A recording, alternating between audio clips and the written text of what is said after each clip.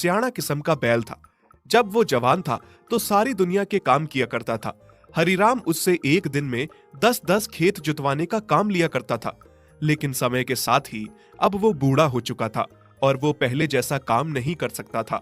हरिराम को तो बस उससे पहले जैसा ही काम चाहिए था, क्योंकि हरिराम एक बहुत ही लालची किस्म का आदमी था। उसे किसी की जान की परवाह नहीं थी। उसे तो बस अपना मतलब निकालना था, अपने खेतों का काम कराना था, अपनी फसल से मतलब था। उसे इस बात की चिंता बिल्कुल नहीं थी कि चेतन बेचारा बूढ़ा हो चुका है, वो अब पहले जैसा काम नहीं कर सकता।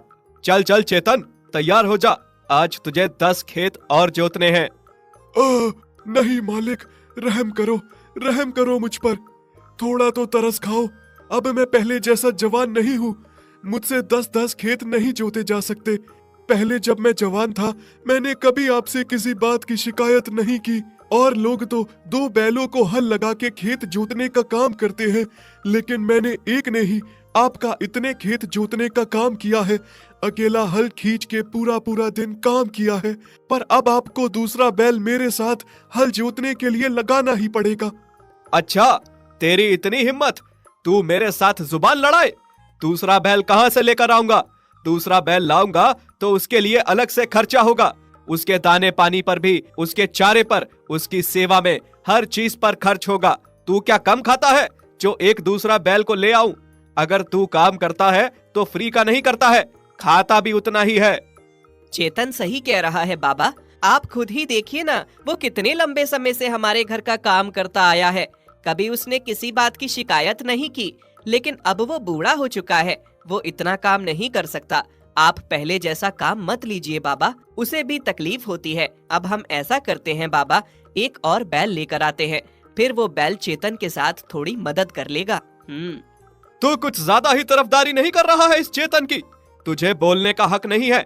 जा जा, जो काम करने को कहा है पहले वो कर। चुपचाप जाकर खेतों में पानी लगा, मैं चेतन को लेकर आता हूँ। खेत जोतना है, बहुत काम पड़ा है बाकी। हरिराम के बेटे नीरज को चेतन पर बहुत तरस आता है, क्योंकि उसे सब पता था। वो सब जानता था कि उसके पिता बहुत गलत कर रहे हैं, लेकिन उसकी अपने पिता के आगे एक नहीं चलती थी। नीरज चेतन की मदद करना चाहता था दूसरा बैल लाकर, लेकिन उसका पिता नीरज को चेतन की मदद नहीं करने देता था। फिर खेत में हरिराम चेतन को एक हल लगाकर खेत जोतने लगा। जैसे तैसे चेतन ने एक खेत तो निकाला, लेकिन जैसे ही दूसरा खेत जोतने लगा उसकी टांगे कमजोरी से थर थर कांपने लगी। अरे मालिक, क्या कर रहे हो आप? आपको क्यों नहीं समझ आ रहा कि अब मैं इतना काम नहीं कर सकता हूँ? मैं बहुत कमजोर और बूढ़ा हूँ। देख चेतन, नौटंकी ना कर।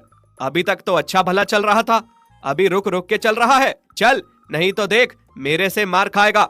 अगर तूने ऐसा नाटक किया तो मैं कल ही तुझे कसाई को बेच दूंगा और अपने लिए एक नया बैल लेकर आऊंगा।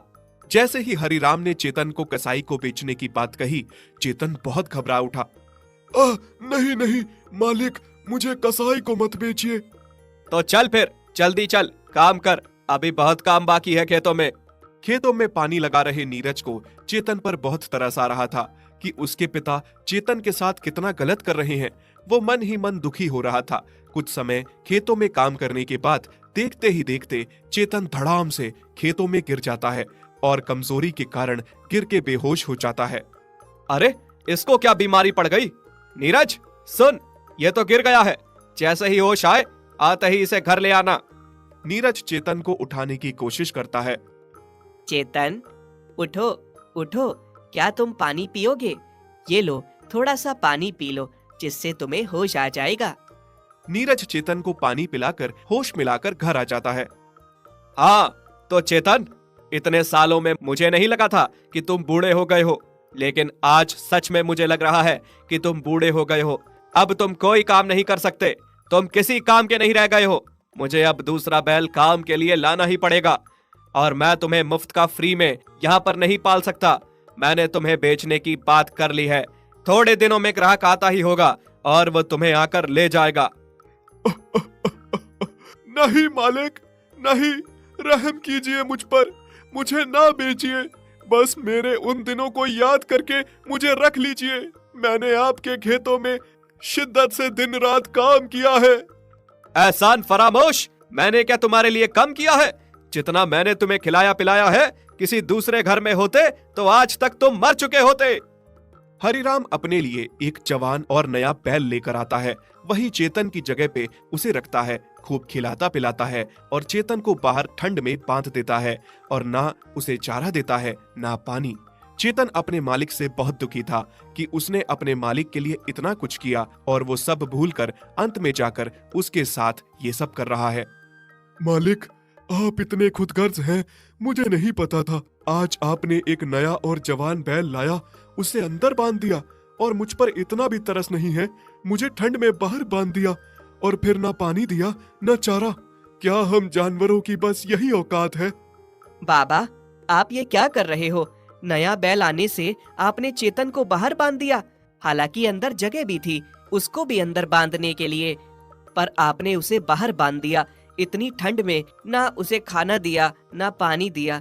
उस बेजुबान पर थोड़ा तो तरस खाओ। अरे बेटा, तुम इतनी चिंता क्यों कर लेते हो इन जानवरों की? ये जानवर होते ही ऐसे हैं, किसी काम के नहीं होते। कुछ समय तक काम आते हैं, उसके बाद फिर बूढ़े हो जाते हैं, फिर किसी काम के नहीं रहते। और वैसे भी इस चेतन का हमें करना ही क्या है, चाहे ठंड में बंधा हो या अंदर, और चारा पानी देकर ऐसे ही क्यों बर्बाद करना है? कल ग्राहक आता ही होगा, मैंने बात कर ली है, वो इसे ले जाएगा। अब तुम चलो, सो जाओ। इन जानवरों की इतनी चिंता मत किया करो। नए बैल को भी कल खेत में ले जाना है। नीरज अपने पिता की बातें सुनकर बहुत हैरान रह गया था कि कोई इंसान इतना खुदगर्ज कैसे हो सकता है।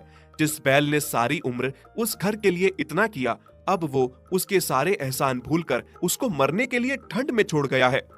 बाबा, अब मुझे ही कुछ करना होगा। आपको अपनी गलती का एहसास दिलाना ही होगा।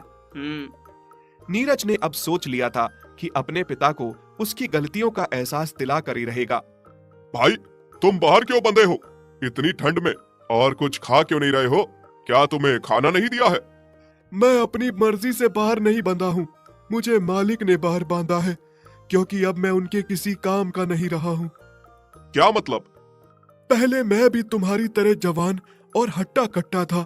जब मुझे मालिक लेकर आए थे और मैं उनकी एक ही दिन में 10-10 खेत जोत दिया करता था, अकेला ही। पर अब मैं बूढ़ा हो चुका हूँ, मालिक के किसी काम का नहीं रहा हूँ, तो अब उन्होंने मुझे बेचने के लिए ग्राहक को बुलाया है और इसी कारण मुझे बाहर ठंड में बांध दिया गया है। चारा दाना पानी कुछ भी नहीं दिया है। उन्हें लगता है कि मुझे कुछ खिलाएंगे पिलाएंगे तो उन्हें इसका कुछ फायदा नहीं होगा। और अब तुम जवान हो, हट्टे कट्टे हो, तुम्हें लाया गया है, तुम्हें अंदर मेरी जगह पर ही बांध दिया गया है, इसीलिए तुम्हारी इतनी कदर हो रही है, क्योंकि तुम जवान हो, मालिक के खेत जोतोगे। क्या तुम सही कह रहे हो? इसका मतलब जैसे आज तुम्हारे साथ हो रहा है, कल जब मैं बूढ़ा हो जाऊंगा तो मालिक मेरे साथ भी ऐसा ही करेंगे। हाँ भाई, क्या पता, हो सकता है, क्योंकि इन इंसानों का कोई भरोसा नहीं है। मैंने मालिक के लिए इतने साल अपनी जिंदगी के लगा दिए, उन्होंने मेरे साथ ये सब किया, तो तुम्हारे साथ करने में कौन सी बड़ी बात होगी?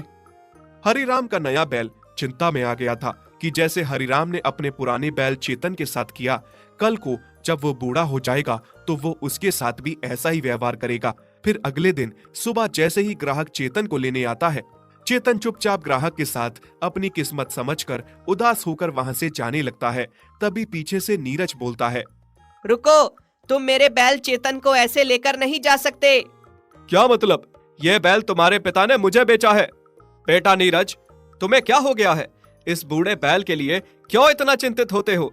मैं इसे बेच चुका हूँ, जाने दो इसे। ठीक है पिताजी, मैं इसे जाने दूंगा, लेकिन आप मेरी भी एक बात सुन लीजिए।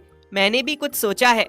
पिताजी, अभी तो आप काम कर सकते हैं, सब कुछ संभाल सकते हैं, घर बार खेत, लेकिन कल जब आप बूढ़े हो जाओगे, बेकार हो जाओगे, तो आप किसी काम के नहीं रहोगे, एकदम बेकार हो जाओगे। तब मैं आपको अनाथ आश्रम में जाकर छोड़ाऊंगा। ये तुम क्या कह रहे हो बेटा? सही तो कह रहा हूँ पिताजी, आप ही ने तो